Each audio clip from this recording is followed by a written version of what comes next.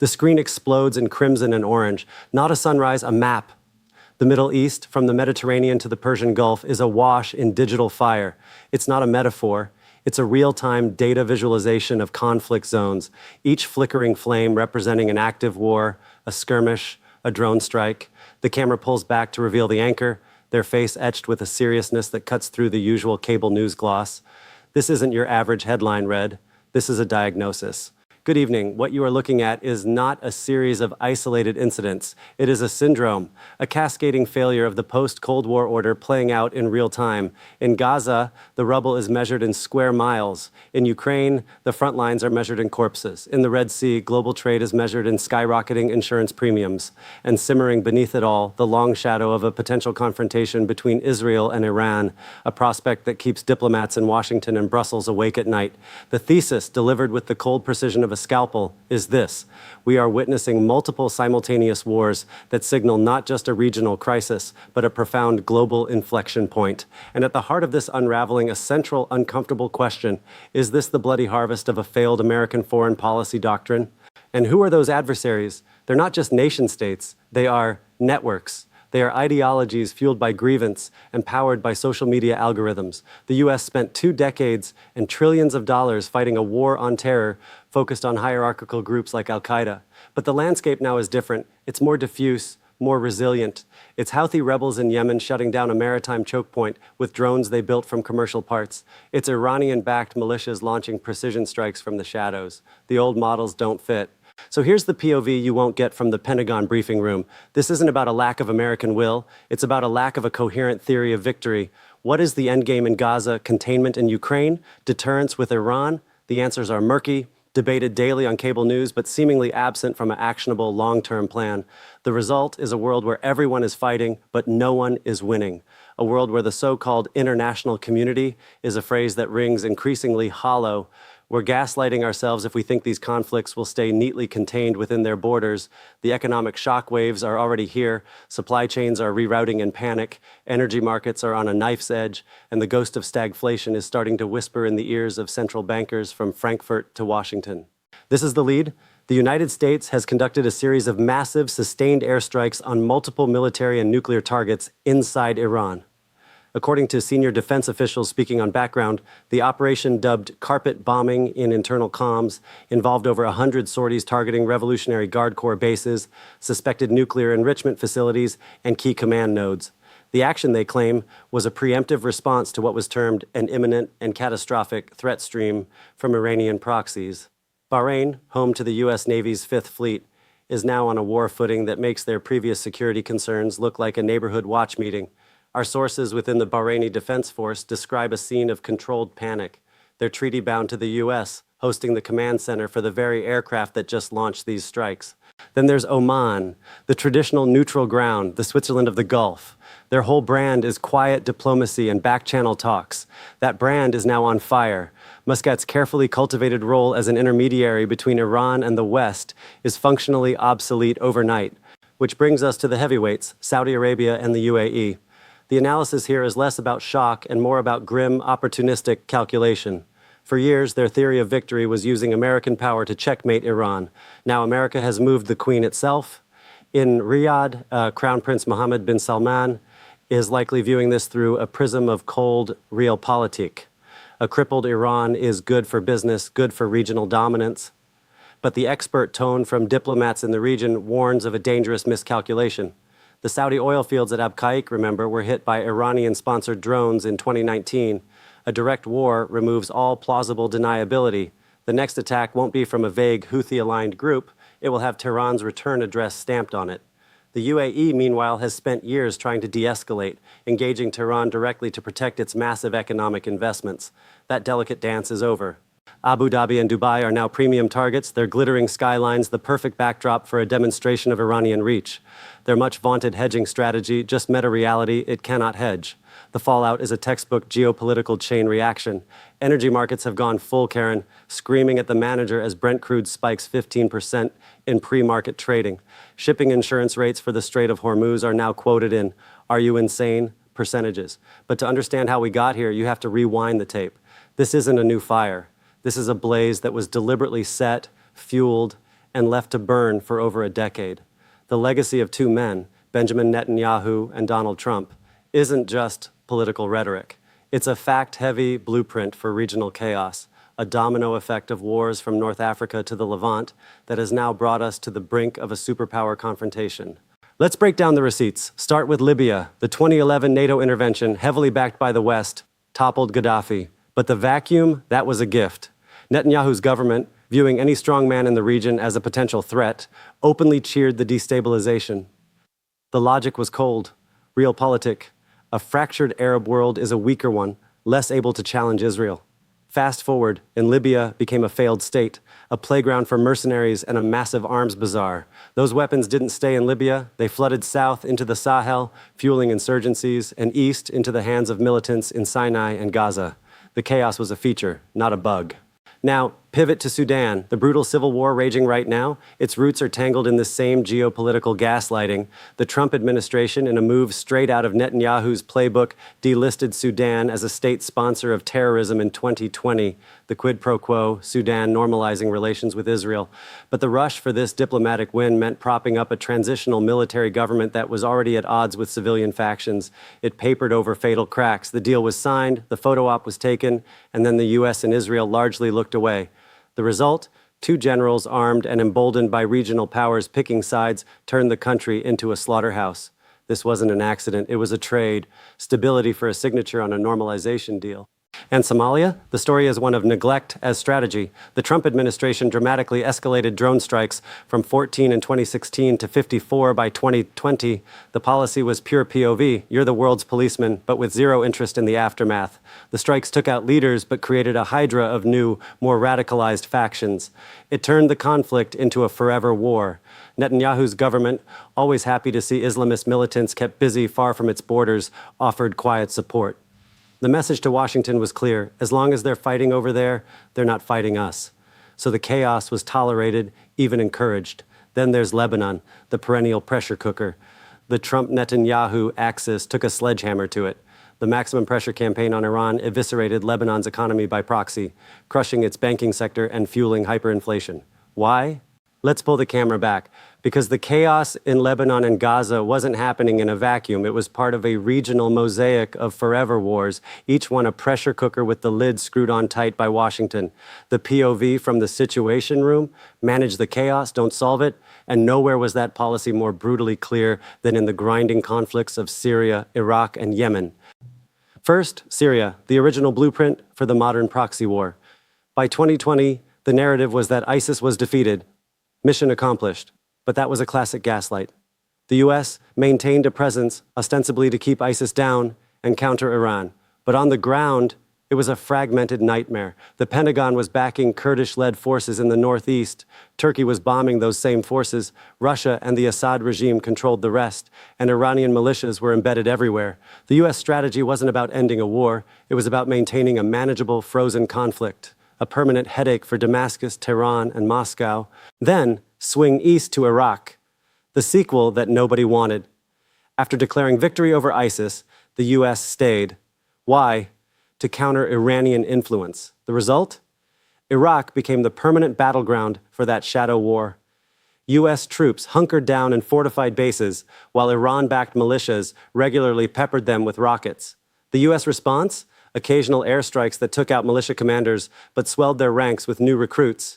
It was a vicious cycle of provocation and retaliation, with the Iraqi government, a supposed ally, stuck in the middle, powerless.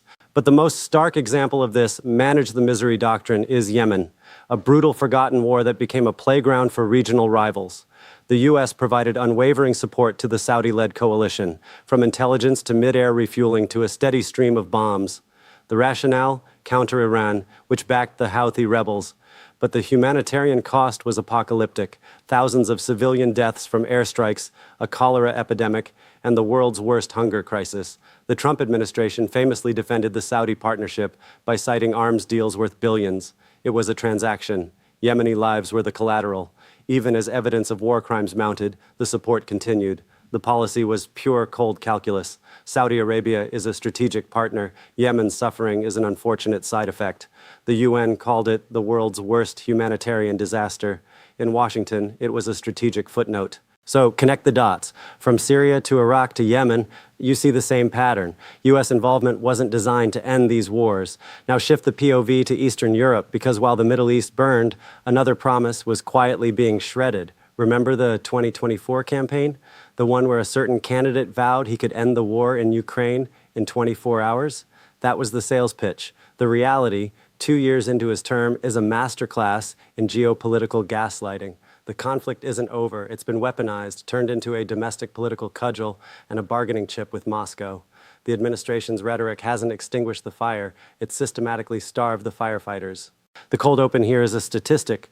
According to a Pentagon report leaked to the Washington Post, military aid packages to Kiev have been delayed, diluted, or outright blocked by Oval Office review, an average of 78 days longer than in the previous administration. That's not policy. That's a calculated chokehold. Each week of delay, analysts say, translates to lost territory and Ukrainian lives. The rationale from the White House podium: we're pushing for a negotiated settlement. We're being strategic. But the on-the-ground reporting from the front lines near Kharkiv tells a different story, a story of artillery shortages, defensive lines buckling, and the grim arithmetic of war where ammunition delays are measured in body bags. Let's break down the segments of this failed promise. Segment 1, the funding fiasco. The much-touted Peace Through Strength budget actually proposed a 15% cut to European Deterrence Initiative funds, the very pot that fuels Ukraine's resistance.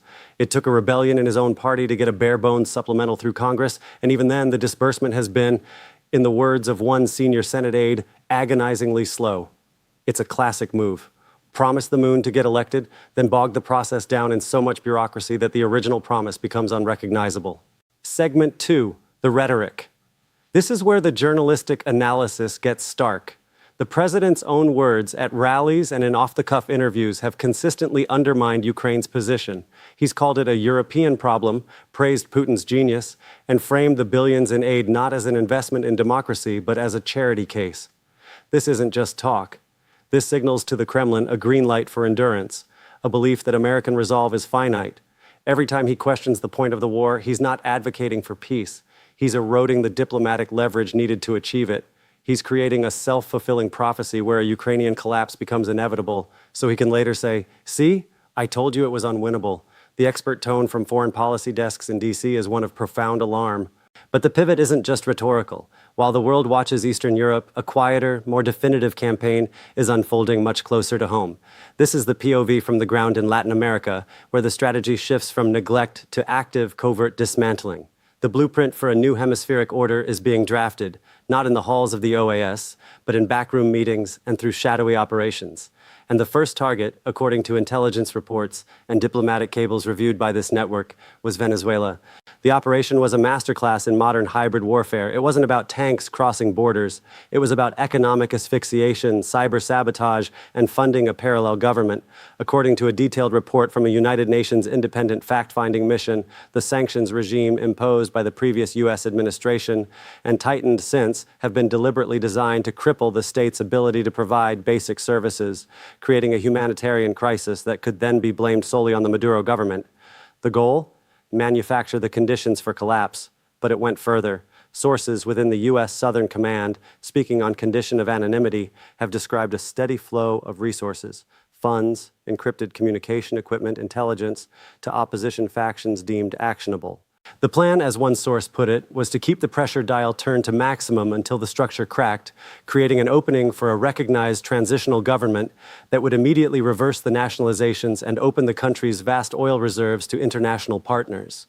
The professional tone in Caracas and among regional allies is one of grim confirmation. They've seen this playbook before. The cold open to this segment is a leaked memo from a strategy firm with ties to certain political action committees. It outlined a post-Maduro economic roadmap detailing the rapid privatization of key assets. The memo was dated 6 months before the last major and failed coup attempt. That's not coincidence, that's a blueprint. And the end point of that blueprint, the ultimate prize in this reassertion of the Monroe Doctrine for the 21st century, is Cuba. The imminent attempt isn't a rumor, it's a confluence of events pointing toward a single, volatile outcome. Intelligence analysts point to the unprecedented protests of July 2021, which were amplified in real time by US-based social media campaigns using sophisticated bot networks to inflame sentiment and spread disinformation about medical shortages and government collapse. Since then, the expert tone from Havana has hardened, so the blueprint is on the table and the target is in the crosshairs. But you don't just flip a switch and invade a country. There's a playbook. And in the last year of his first term, Donald Trump wasn't just reading it, he was actively workshopping the final chapters with a very specific cast of characters. This is where the plot goes from a shadowy memo to a series of very public, very telling handshakes. Let's set the scene. The setting, the Oval Office in Mar-a-Lago, the supporting cast, the presidents of Brazil, Colombia, and Ecuador, Jair Bolsonaro, Ivan Duque, and Lenin Moreno. On paper, these were standard diplomatic meet and greets. The POV from the press pool, photo ops, and platitudes about regional cooperation. But the subtext, according to multiple sources familiar with the discussions, was a hard-nosed strategy session about regional stability, and that's always code. The agenda, buried under the pleasantries, was Venezuela and, by undeniable extension, Cuba. Take Bolsonaro. His meeting with Trump in March 2020 wasn't just about COVID denialism. A senior Brazilian official, speaking on condition of anonymity, later told reporters the conversation extensively covered securing the northern border. That's Brazil's border with Venezuela. The discussion allegedly included U.S. logistical support and intelligence sharing for potential contingencies. Duke of Colombia was even more direct and private. Colombia, the primary staging ground for every anti-Maduro operation, wanted assurances. The ask, according to a leaked diplomatic cable summarized by the Associated Press, was for explicit U.S. backing for all necessary measures to prevent Cuba from continuing to provide what they called life support to the Caracas regime. They weren't just talking about sanctions, they were talking about cutting the cord.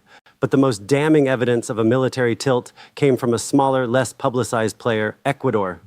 Under President Lenin Moreno, Ecuador had dramatically pivoted from its leftist past, expelling Assange from its London embassy and cozying up to Washington. In a 2019 meeting, Moreno presented Trump with a proposal, detailed in a subsequent report by the Center for Economic and Policy Research. The proposal? To allow the United States to utilize the airfield at the Galapagos Islands, a UNESCO World Heritage Site, by the way, for regional surveillance and security operations. The strategic value is insane. From the Galapagos, U.S. surveillance aircraft and drones can cover the entire Pacific approach to South America, monitoring not just drug routes, but every ship and plane moving between Venezuela and its Pacific allies. It's a military foothold disguised as a security partnership. So let's connect the dots, because this isn't just about Ecuador or a single airfield. This is the pattern. A deranged transactional leadership in Washington, an intelligence apparatus and military-industrial complex that operates with near-total impunity, and a network of allies who are either reckless, desperate, or both. When you synthesize the evidence, the picture is terrifyingly clear. These wars are not contained. They are designed to spread. They are destined to spread. This is the synthesis. A volatile catalyst at the top, an unshackled and ambitious security apparatus in the middle, and opportunistic allies on the periphery lighting fuses. You don't need a conspiracy theory, you just need to follow the incentives. And the incentive for everyone in this chain except the average citizen is escalation. More deployments, more surveillance, more security partnerships, more war. And this brings us to the primary ally in this entire chaotic ecosystem, the one relationship that transcends the transactional madness and taps directly into the ideological core of the administration. While Ecuador offered a base, this ally offered a cause that galvanized the evangelical base, satisfied the neoconservatives, and gave the president himself a sense of historic purpose. The relationship wasn't just strategic, it was sacrosanct, uncritically supported, lavishly armed, and defended at the UN with a vengeance. That ally, of course, is Israel. Under this administration, the green light wasn't just on, it was blinding. Settlements, no longer an obstacle to peace, but a reality to be blessed. The capital, Jerusalem, the Golan Heights, sovereign Israeli territory. The message to Netanyahu's government was unequivocal. You have the most powerful friend you have ever had. There will be no pressure, only support. The decades-old policy of at least paying lip service to a two-state solution was officially junked in a conference room in the West Wing. But here's the tragic irony. In empowering Israel without any conditions, without any push for restraint, the U.S. didn't create stability. It fueled the very conditions for a larger explosion. It validated the most maximalist, hardline elements in Israeli politics. It told them the world's sole superpower had their back, no matter what. The subsequent annexation plans, the escalating tensions in Jerusalem, the brutal calculus in Gaza, all of it happened under the shadow of that unconditional American shield. So, when we talk about wars destined to spread, we must look at the epicenter. The primary ally in this chaos, Israel, stands as both a catalyst and a potential epicenter for a wider war. And so we stand at the precipice looking out over a world that feels increasingly like a powder keg with a lit fuse. From the smoldering ruins of Gaza to the tense streets of the West Bank, from the proxy battles in Syria to the drone strikes in Iraq, the Middle East is a tinderbox, but let's be brutally honest. This isn't an isolated fire. This is a global contagion. The spark from one conflict zone is now catching wind, threatening to ignite brush fires thousands of miles away. Take a look at the map. In Eastern Europe, a war of attrition grinds on, with alliances hardening and the specter of a wider NATO confrontation never fully receding. In the South China Sea, naval posturing and contested claims create a daily dance of potential catastrophe. And now, look south. Latin America, long considered a secondary theater, is heating up. The vacuum left by a U.S. foreign policy laser-focused on great power competition and unconditional Middle East alliances is being filled. Rogue states, non-state actors, and transnational cartels are exploiting the distraction, forging new and dangerous partnerships. We're seeing Iranian drones in new places, Russian mercenaries making deals, and an arms flow that respects no borders. The doctrine of strategic distraction has a very real, very dangerous cost. It creates a world of unchecked secondary conflicts. This is the direct result of a foreign policy that abandoned nuance for brute force, that traded diplomacy for the blunt instrument of unconditional support. The message was sent, and it was received loud and clear by every bad actor on the planet. If you have a powerful patron, the rules don't apply. You can annex land, you can besiege populations, you can launch cross-border strikes. The concept of accountability has been gaslit into oblivion, treated like some naive, bygone notion. The international system built to prevent this exact spiral, flawed as it was, is now being openly mocked from the halls of the Kremlin to the conference rooms in Tel Aviv. So what's the POV from the ground? It's one of terrifying momentum. Every retaliatory strike begets another. Every hardened position makes a negotiated off-ramp more distant. The civilians trapped in these zones aren't living in a geopolitical analysis. They're living in a hellscape of constant anxiety where the next explosion could come from the air, the sea, or the street corner.